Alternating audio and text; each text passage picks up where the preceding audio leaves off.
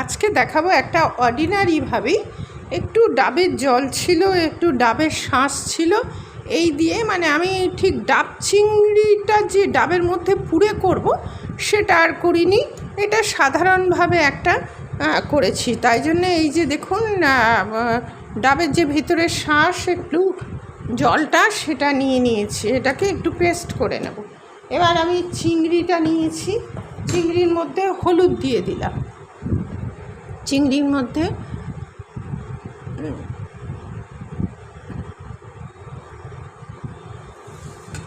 এই যে ডাবের শাঁস এটা নিয়েছি, এই যে ডাবের শাঁসটাকে একটু পেস্ট করে নেব।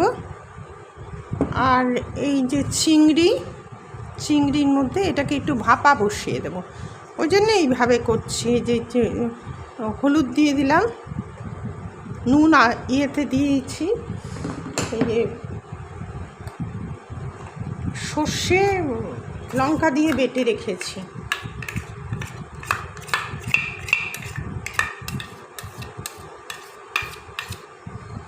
এবার এর মধ্যে সর্ষের তেল দেবো।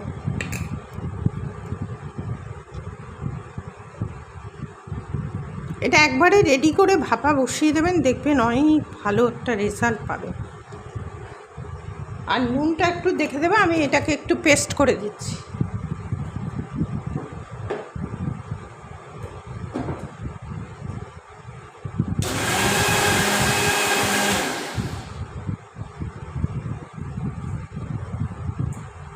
হয়ে গেছে, এই দুধের জলটা পুরোটা দিয়ে দিই।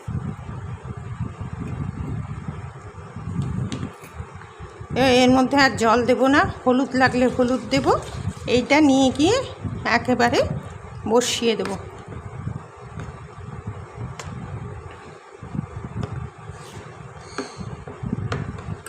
আর সাদা সর্ষে দেবেন। আমার অল্প চিংড়ি মাছ ছিল, সেটা দিয়ে আমি করে নিলাম। এটাকে একটুখানি সময় রেখে দেব, রেখে দিয়ে তারপরে, আর নুনটা আমি আগেই দিয়েছি, নুন বাটার সময়ই দিয়েছি, নুন বাটার সময় দেওয়া হয়ে গেছে। এবার এইটাকে আমি ইয়ে করব,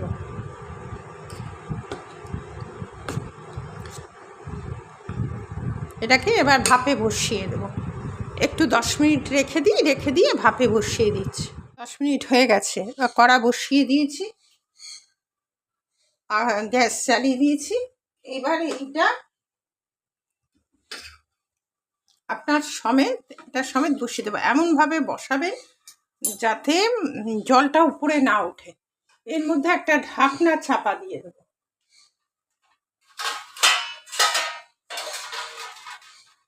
একটা থালা চাপা দিয়ে দিলাম, দিয়ে এটা যাতে না নড়ে তার জন্য আমার সেই ভাঙা শিল দিয়ে দিই।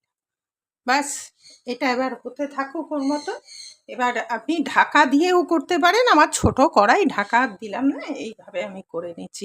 এটা 10 মিনিট হোক, 10 মিনিট পরে আমি ফিরে এসে ঢাকা খুলে দেখাচ্ছি এটার কি পজিশন। 10 মিনিট হয়ে গেছে, এবার এটা খুলে দেখি এটা পজিশনটা।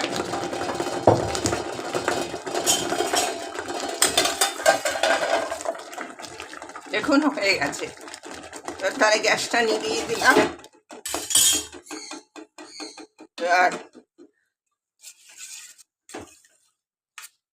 ব্যাস হয়ে গেছে।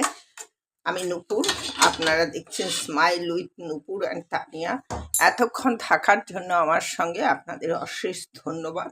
আজ তাহলে আসি। ঠিক এইভাবে করবেন, সব সময় যে ডাবের ভেতর ঢোকাতে হবে এমন কোনো কথা নেই, প্রসেসটা একই। এইভাবে করবেন, দেখবেন খেতে ভালো লাগবে, অন্তত এক থালা ভাত খেয়ে নেবেন। আজ তাহলে আসি, পরবর্তীতে দেখাবে পরের এপিসোডে যে কোনো একটা রেসিপি নিয়ে।